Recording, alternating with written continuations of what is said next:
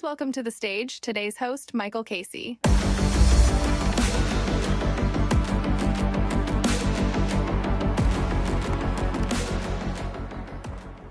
Okay, this is quite a way to close out the day. Nice to see a nice big crowd of you all here. I don't think that our next guest needs any introduction, so I'm just going to say, please, joining me on stage, Robert F. Kennedy, Jr.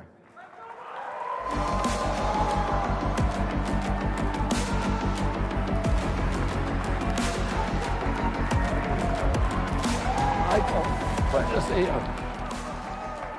Take a seat, sir. Okay.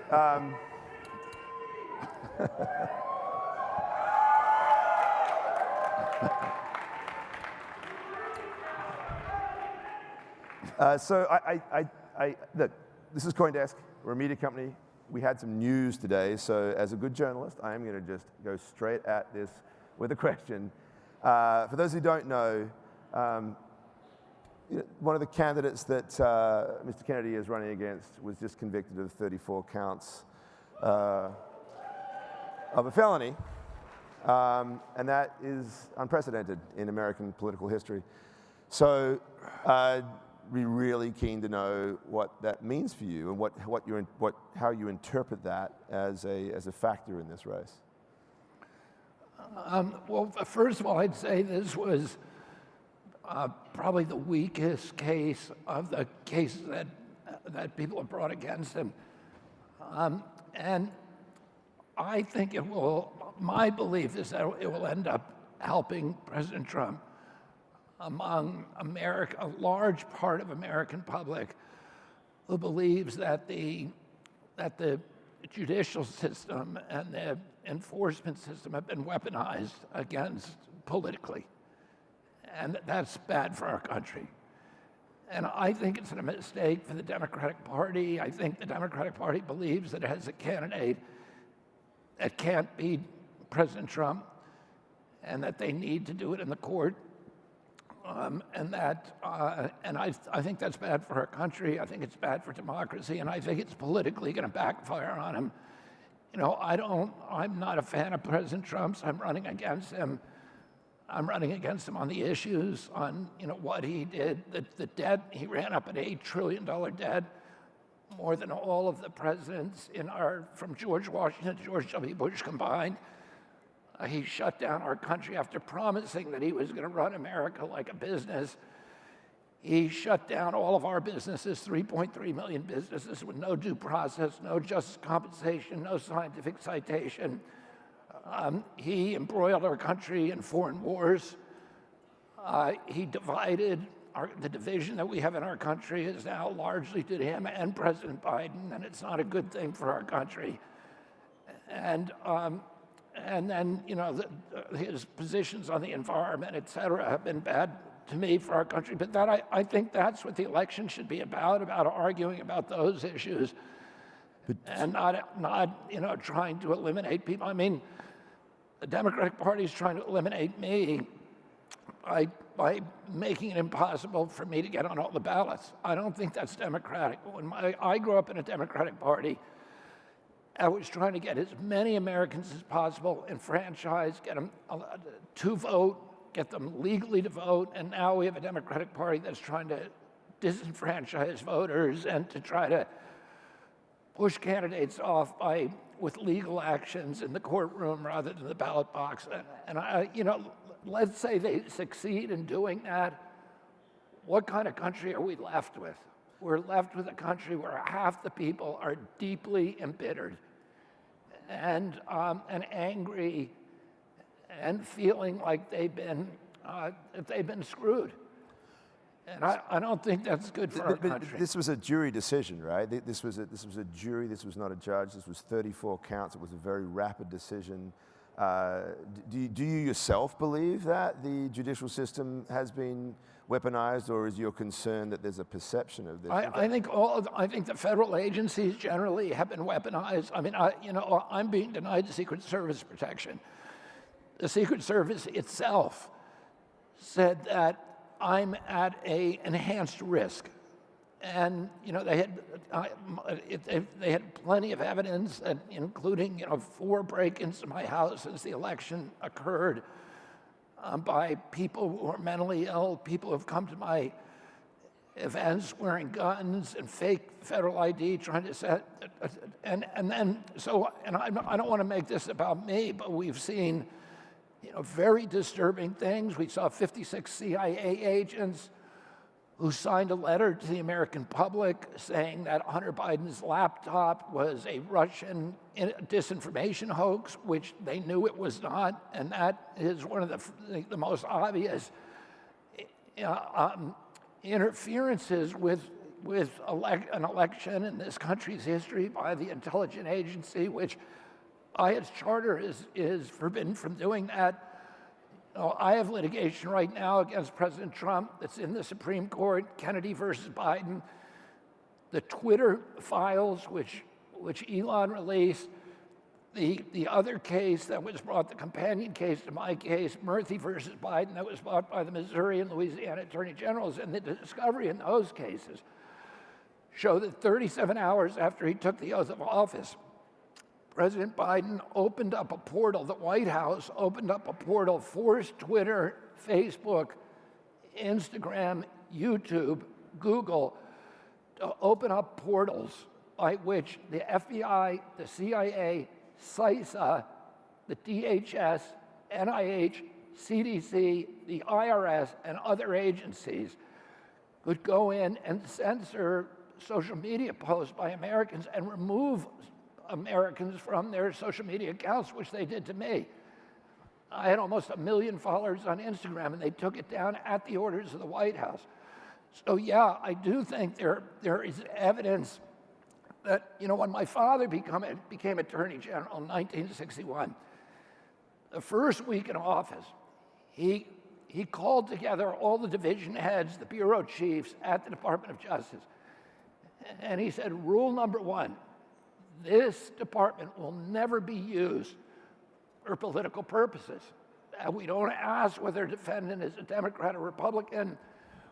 We make no decisions based on politics because it's so important that the American public understand that the institutions of our government, the enforcement institutions, will never be used to promote one political candidate or one political party over another. And, President Biden has a bust of my father behind him at the Oval Office, which I'm grateful for. But, the weaponization of our enforcement agencies is not a good thing. And I think we ought to be able to have public debates about issues rather than have this perception that we're like a third world country that has to get rid of political candidates that we don't like using the judicial system against them. And by the way, I don't mean to interrupt you, but I was a district attorney in that office. And, there's many years ago, this was 40 or 45 years ago, but it's well known that district attorneys, I think it was Justice Brandeis said, a district attorney can convict a tomato if he wants to. District attorneys are making decisions because juries tend to go with what the district attorney recommends. So, that's to your point that this was a jury decision. Yeah, it was, but the district attorney exercised his discretion to bring the case. Okay, I know we don't want to dwell on Trump. We want to move on to a lot of the sort of issues that are pertinent to crypto here. But I'll just say one thing, and it does actually relate to the crypto perception. I mean, there is a view amongst many in this community that the one branch of government that has been sort of helpful to this industry is in fact the judicial branch. Is the judicial branch, because some of those cases that were brought against the SEC were successful. That there is at least this belief that we can trust in the courts, and that's a sense of relief for those who are concerned about the sort of federal agency overreach that you're talking about. So when you talk about this idea that in fact the judicial system is under threat in this sense, how do you square that? Well, first, I agree with you that the judicial system still has more independence than any of the other federal agencies. But I think it's important that it be completely independent. There's a lot, I mean, particularly during COVID, I brought a lot of cases during COVID. My son, who's a new attorney and who's doing his first case right now, I had a discussion with him the other night that the law that you learn in law school, the black letter law, that judges often ignore that. So they have tremendous discretion to do things that are, the judges have one eye on the press and on the political system. And they're not supposed to, but they are. It's just a fact that they're sensitive about that. And I would say they're more sensitized right now than at any time, at least since the Gilded Age. And just one last question on this. I mean, regardless of whether or not that you have these concerns are legitimate about this supposed weaponization, it's a convicted felon that's now running for office. Is that something that you support? I mean, how do we... Do I support that? Well, the Constitution says there's only 3 requirements for running for president of the United States or for holding the office. One is that you're of age, that you're over 35. The other is that you're a United States citizen. The third is that you were born in this country. Oh, technically, if you were in prison convicted of murder or some other heinous crime, you could still hold the office of President of the United States. So is that a good rule? I don't know, but that's the rule. Fair enough. So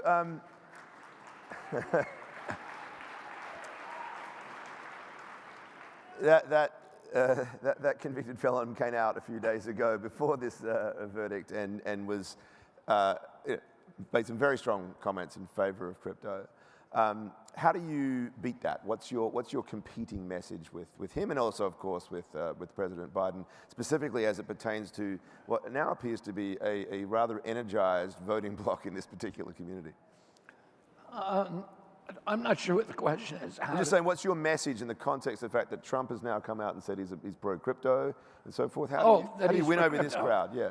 Oh, I'm delighted that he did that. I mean, I think listen, the more politicians, and Gary Gensler also came out, recently to do the ETF for Ethereum. And I think those are promising.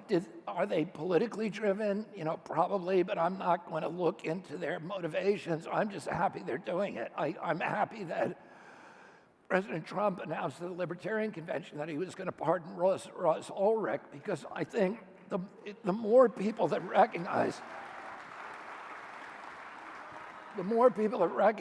the importance of cryptocurrencies, Bitcoin, in particular, in my view, and the importance of having decentralized currencies that can reinvigorate our country, that can make our country once again a hub for innovation, for entrepreneurship, that can re-democratize our economy by making our economy more transparent, and giving individuals power to hold on to their wealth without dilution, power to transport the wealth across borders without the government confiscating it from you.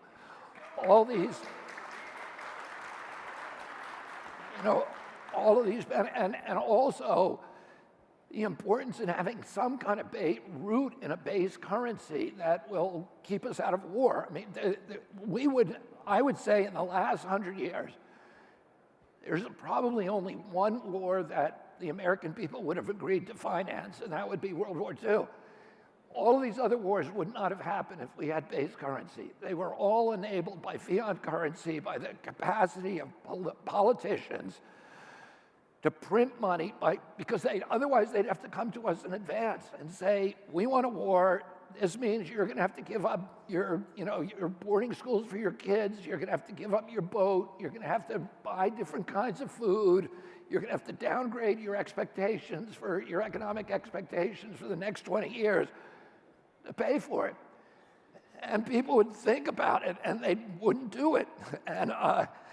And the fact that politicians don't have to do that, they can just print money afterwards without asking anybody's permission, is the reason that we have wars and the reason that we're addicted to wars in this country. So all of the things that a decentralized base currency could do for our country in terms of allowing us to live up to our promise as a country, allowing us to operate efficiently, allowing people to hold on to their wealth that they've made with their hard work, with their minds and their energy. All of that, the more and more Americans who understand that that is the promise of Bitcoin and cryptocurrencies, the better it is. I'm really happy that President Trump is now on board, and that I'm happy with what Gary Gensler did. I think what he did is important. We need to go a lot further. We need to make sure that we can get capital flowing into cryptos in this country, and that we can keep America as the hub of cryptocurrencies and blockchain and AI and all these. In the last couple of years, there have been 1,200 new cryptocurrencies registered in Switzerland. The collective value of those companies is $360 billion.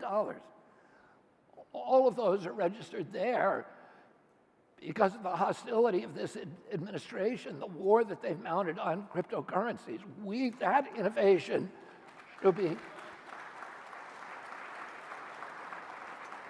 should be happening here in the United States of America. We have a $34 trillion debt. There's no way to cut our way out of that debt. The only way out of it is to grow our economy. And we're going to do that. In order to do that, you need a dramatic new industry, like the same way that we did with Silicon Valley back in the 90s and 2000s. We had a new industry, and that reinvigorated our nation and made our debt proportionally smaller.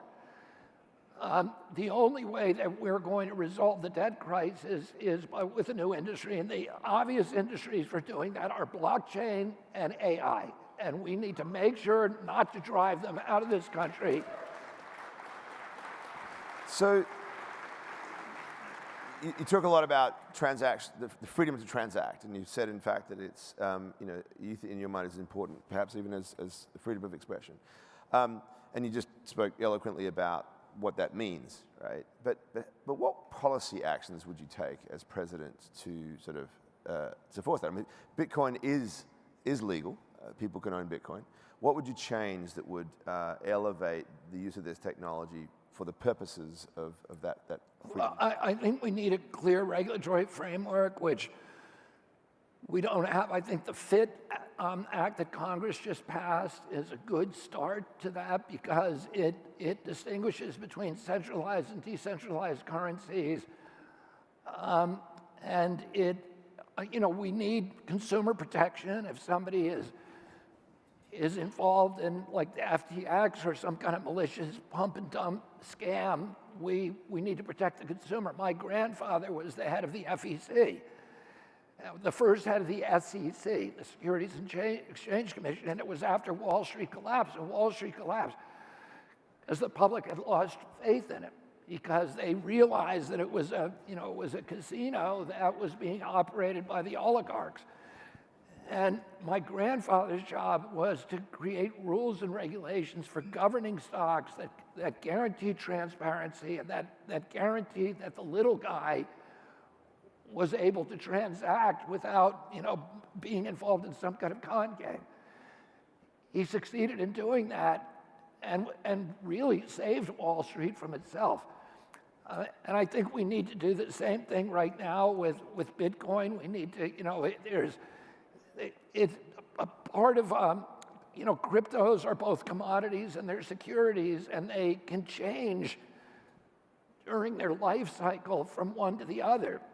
And I think it's important that they can be regulated in a way that we have a regulatory infrastructure that protects against fraud, protects against predatory practices, but also makes cryptocurrencies absolutely transactional, which you can't with Bitcoin. You can't. It's not really transactional now because you have to pay taxes on every purchase, right?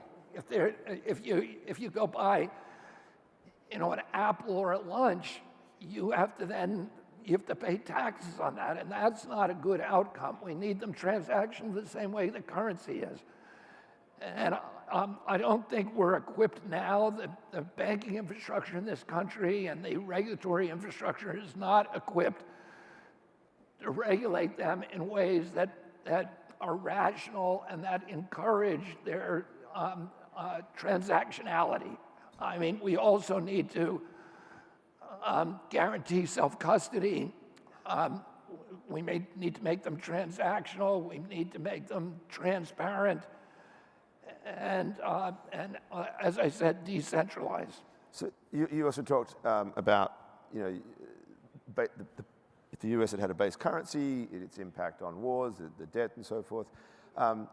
What will be your position on the Federal Reserve? I mean, do you support its independence? And Jerome Powell will be up for nomination in 2026. If you were president, who would you nominate for that role, given the position that you hold towards the past practices with regard to monetary policy? Yeah, I don't know. I don't know who I would nominate right now. But the fact you say, would I restore independence? Technically, the Fed is independent of the federal government, although it is highly politicized. But the real independence that it needs is independence from Wall Street and from the big banks, because that's who it's working for. And the whole cycle of quantitative easing is like a sump pump that the interaction between quantitative easing and then high interest rates is like a sump pump that is designed to suck money away from working people, from the American middle class, and funnel it upward. And these huge disparities that we have in wealth in our country are a direct result of that. The anger, the frustration that you see among Americans who can now no longer afford to eat or to buy homes is all the product of Fed policies that are designed to strip equity from the American people and turn us into a kind of feudal model or a colonial model. And what we need to do, I'm not going to say I'm going to abolish the Fed. I think the Fed was created for an important purpose, which it could still serve, which is to pump liquidity into solvent banks during economic crises, to try to ease economic crisis, and I think that's legitimate. It was also created, but for a lot of bad reasons, which have become the dominant reasons. And I think, generally speaking, what we need to do is to restore sovereignty over the Fed, which we don't have. That's now owned by Wall Street and the big banks and the BlackRock and State Street and Vanguard. And we need to restore transparency. One of the things that I would do is to shift power away from the Fed to the regional banks and to the discount windows.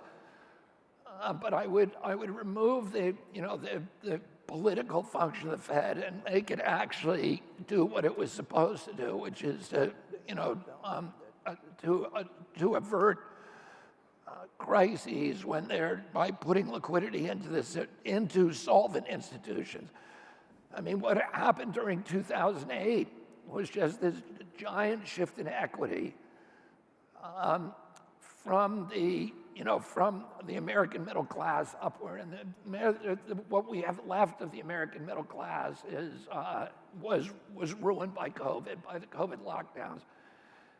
And these are policies. I want to restore the American middle class, small businesses, economic independence, the American people, and the soundness of our money supply, and and ultimately reintegrate base currency into the process through a gradual process. My uncle tried to do that with the gold certificates and the silver certificates, which he issued right before he was killed. But I think we need to start thinking about mechanics for integrating at least into our deficit some kind of base currency discipline. Okay, and what about the other federal agencies? You started out talking about weaponization of different regulatory agencies, and clearly this community has had a battle with the SEC. There's a lot of talk these days about executive overreach in that regard. What actual steps would you take to curtail that?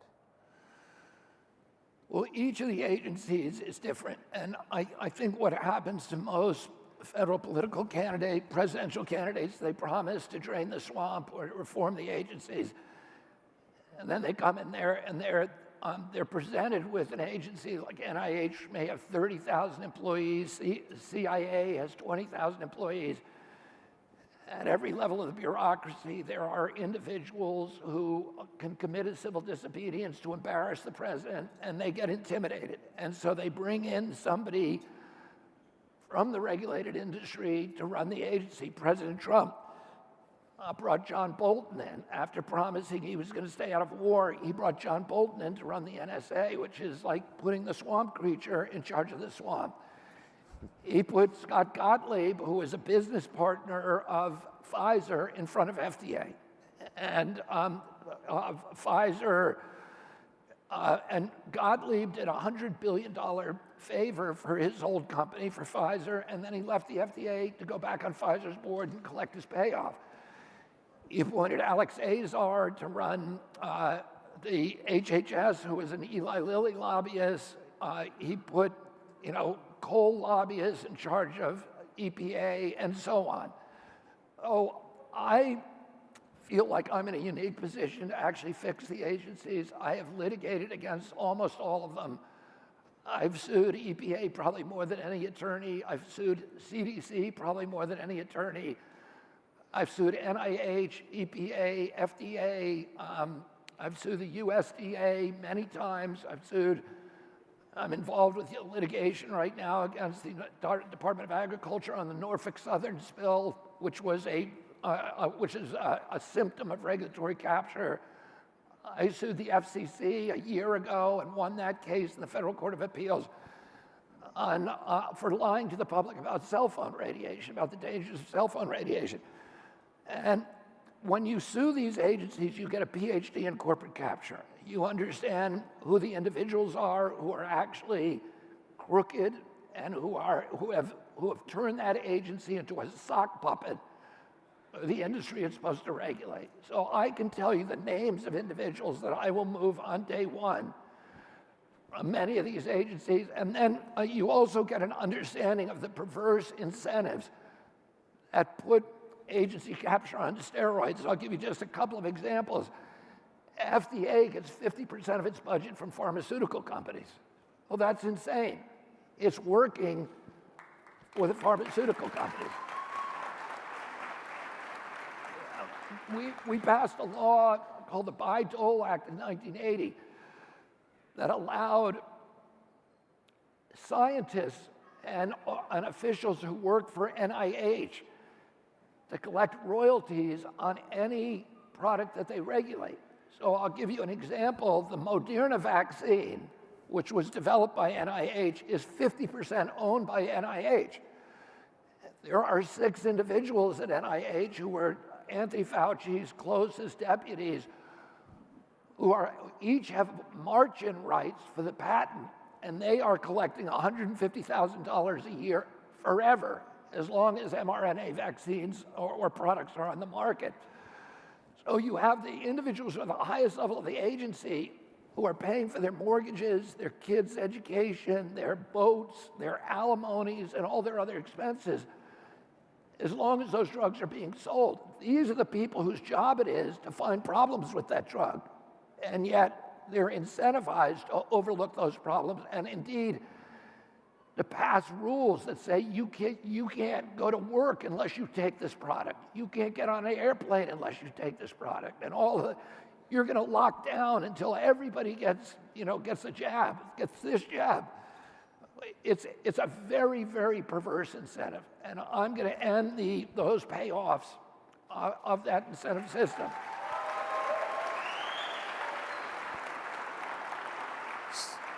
So when I hear that, I hear something that I think that resonates with a lot of people across actually both parties, right? This idea of the perverse incentives, the corporate capture of our agencies, and in this particular case, the health agencies. You're now there, and you're trying to win this race. You've got your own former Democratic Party that you need to pull from, and you've got Republicans, obviously. Where people will read your comments about vaccines is often less about that aspect of it, the capture and the motives and the incentives, and some of the things you've said about vaccines and its impact and its, on human beings and the risks associated with that, which I think personally are two very different things. Like, how do you square that, and do you worry that that message will hinder your ability to reach the Democratic base in particular? I think my position on vaccines have always been that I'm not anti-vaccine. I've said that for 20 years.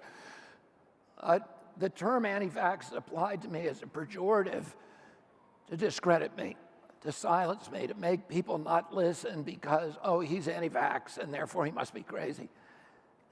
But I've always said for 20 years, I'm not anti-vaccine. I got fully vaccinated. I didn't do the COVID vaccine, but prior to that, I was fully vaccinated. I took the flu vaccine every year. My 7 kids are all fully vaccinated. So I'm not, my issue has always been 2 things. One is I want good science. I want to get the pharmaceutical industry out of the regulatory process, and I want to have good science, so that we have a very good information, the best information possible on efficacy issues. Does the vaccine actually work on the target disease? And secondly, safety issue. Are you more likely 7 years from now, after taking this product, to be alive and healthier than if you did not? Those questions we have for every medical product except vaccines. Why is that? Because vaccine is the only medical product or drug or medical device that is exempt from pre-licensing safety studies. So I actually litigated on this issue, sued the HHS and said, because for many years I was saying there has never been a safety study on any of the 72 vaccines that are required for our children. When I was a kid, I got 3 vaccines. I was fully compliant. My kids had to take 72 vaccines, and now today's kids have to take upwards of 80 before they're 18 in order to stay in school in states like California and New York. And my question was, have any of those vaccines ever been subject to pre-licensing placebo-controlled trials?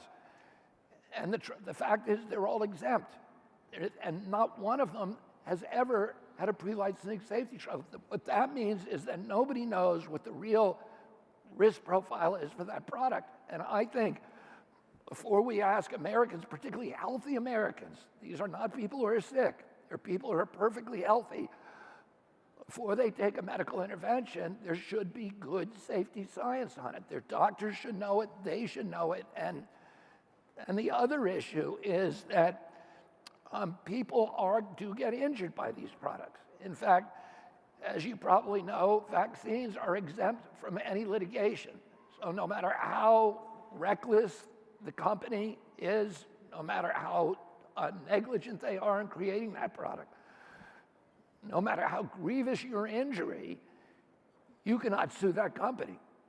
And this act was passed in 1986, and at that time, there were only a few vaccines, but that caused a gold rush, where all these other products were added to the schedule, because now you have a product that one of the biggest costs for every medical product is downstream liability, and now that was erased.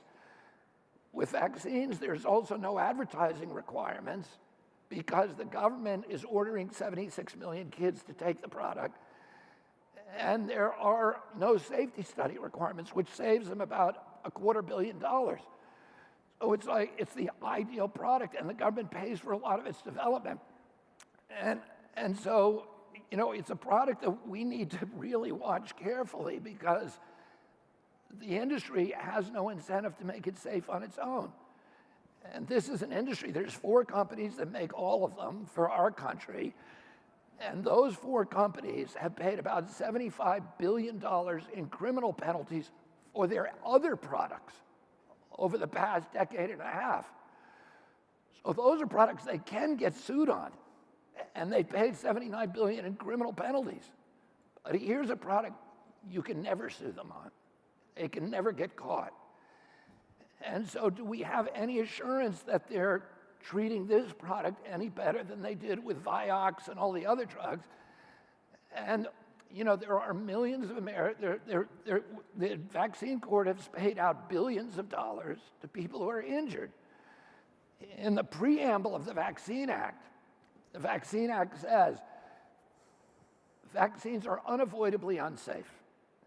Some people are going to get injured, some are going to die. And that's why we need to give this immunity from liability. And it created a vaccine court. Well, that court has paid out billions of dollars to people who are injured. So people do get injured, people do die. And what I want to do is to make sure that we're studying those people, we're taking care of them, and we're making sure that we make that product as safely as possible. I've never said I'm going to take vaccines away from people. I believe in freedom of choice. If you want that product, you ought to be able to get it. I say one other thing. Right now, the CDC has recommended recently the 9th COVID booster. So they're telling Americans this is necessary for your health to get 9. Fewer than 10% of Americans are doing that. That means 90% of Americans have lost faith in those recommendations. Do you think it's advisable that the CDC can now order you to not go to your job, to not leave your home, to not get on an airplane, to not go into a public building unless you get that 9th booster? I don't think most Americans don't want that. And I believe we should have freedom of choice in every part of our lives. And if you want to take it, you can.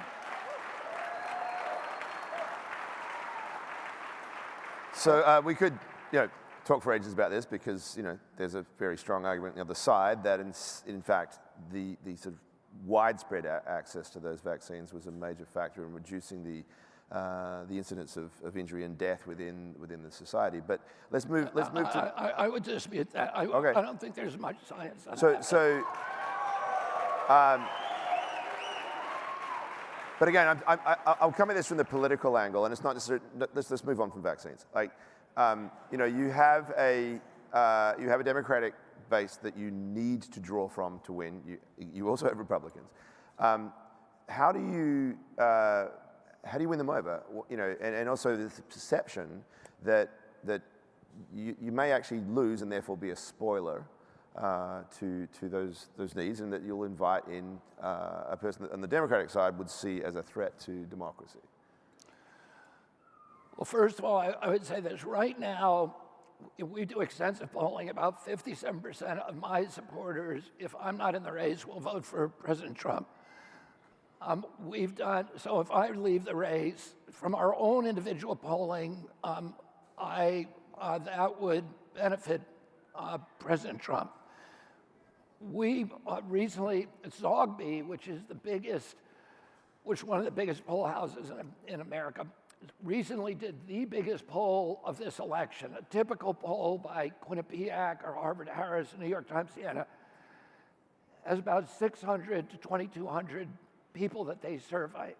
The Zogby poll polled 26,000, so more than 10 times the biggest poll. In all 50 states, the margin of error is almost 0. Anybody who does this poll will get the same results. That poll showed a couple of interesting things. One is, in a 3-way race right now, President Biden wins if I'm in the race. I mean, President Trump wins if I'm in the race. If I get out of the race, President Trump wins, but he wins but 2 extra states. He wins Maine and he wins Virginia. So me leaving the race benefits President Trump.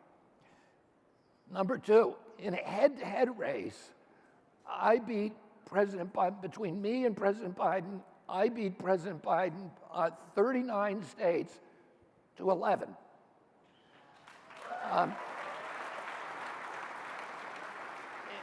In a head-to-head race, me against President Trump, I beat President Trump. Only by a much smaller amount, by only about 3 electoral college votes. So it's a nail-biter, but I still win. There's no condition in which President Biden can win. And what I've said to President Biden,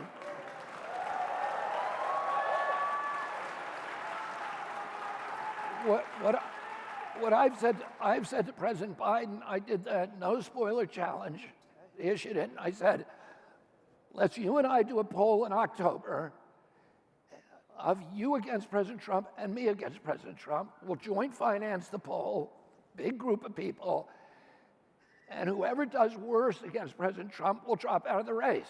And I'm happy to do that if he takes that deal. So can you win a 3-way race is the big question here. Well, at this point, how do you get at there? This point, I would lose the numbers. How do you get race. But I have 5 months and 5 days, and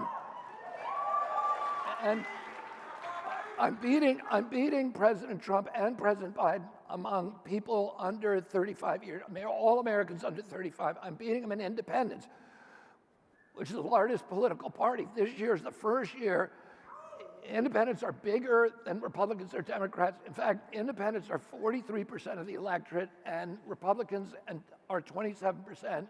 Democrats are 27%. Oh, the biggest cohort, I beat them. And I beat them in a lot of other cohorts. The one group that I don't do well in is with baby boomers.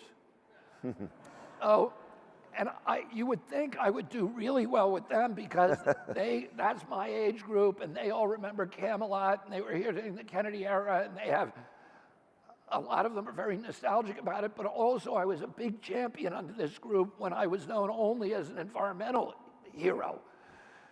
And, but I do poorly on them, and here's why I think I do poorly. The same reason, the converse reason why I do well with young people.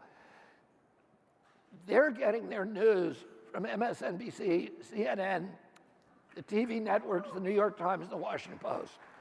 I would say a bunch of them are getting it from Fox News as well, to be clear, but that generation, yes. Well, yeah, but the Fox News, and I think that's why I do well with Trump people, because Fox News lets me on. Okay.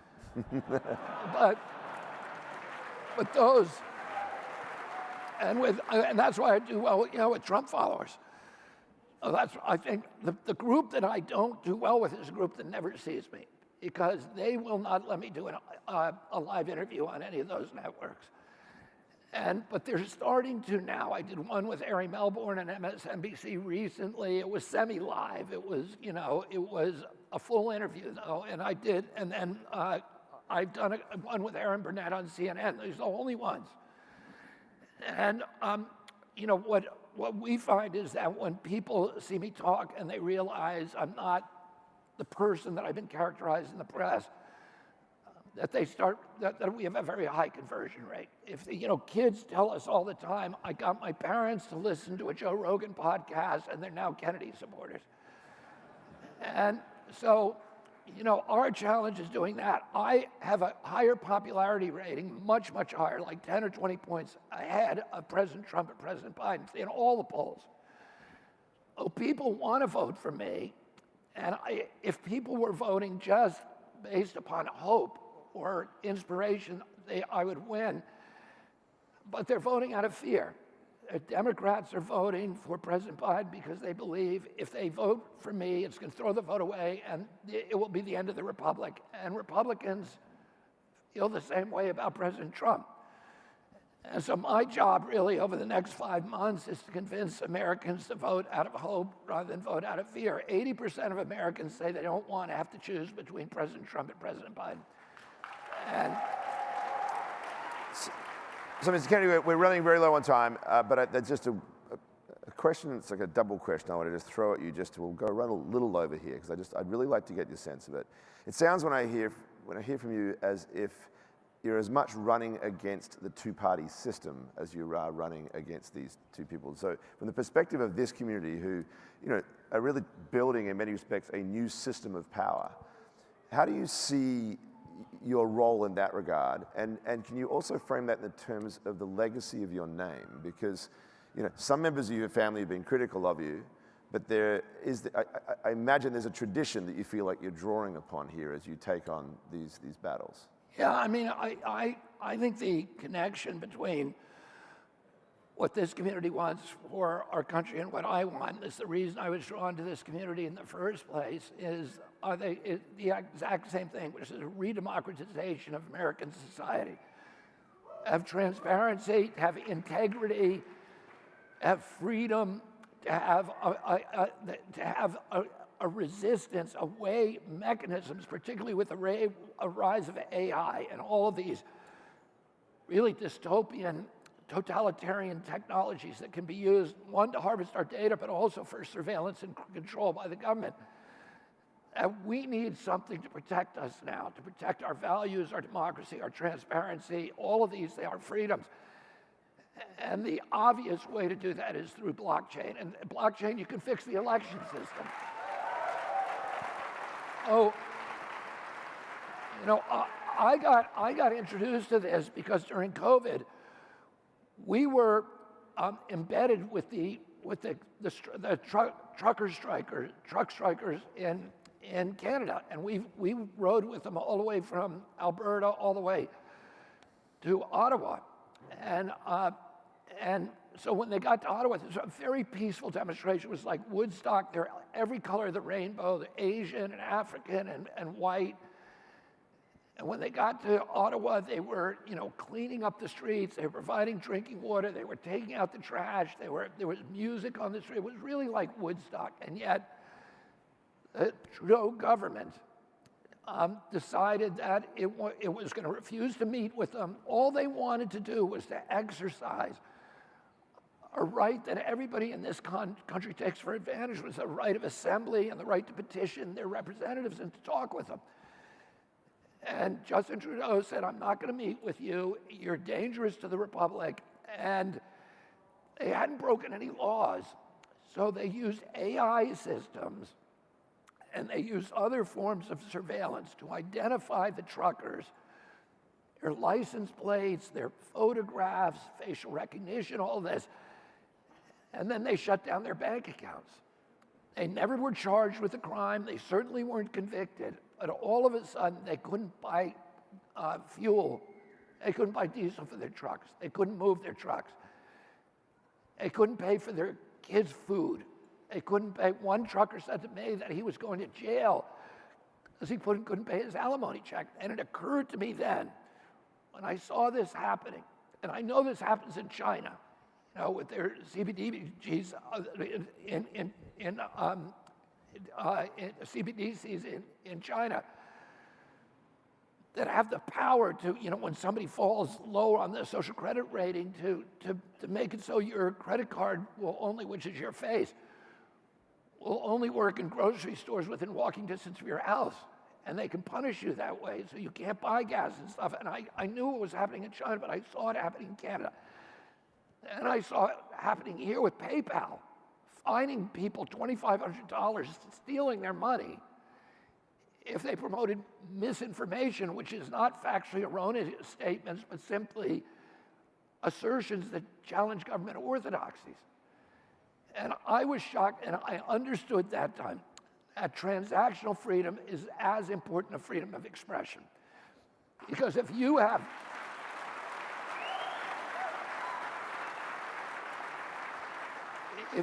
a government that can shut down your bank account when you criticize a politician or criticize a current a policy, that government has a license for any atrocity, because you can silence 99.99% of people if they know you're going to shut off the heat in your home, your bank account, all of these things, if you say the wrong thing, that is, at that point I said, the framers would have put this in the First Amendment before freedom of speech if anybody ever suspected that a system would rise up that gave the government the power to surveil and stop every transaction. That is a power the framers never imagined. And they would have given us a right, but they didn't know that this would ever happen. To me, is as important as the First Amendment, and the only path out of all of these, terrible crises we're in, including the debt crisis and the crisis of the rising totalitarian systems. The only path out, the most obvious path out, is blockchain, and that's why I support. Okay. Well, on that note, a thank you to Robert F. Kennedy for joining us here in the consensus.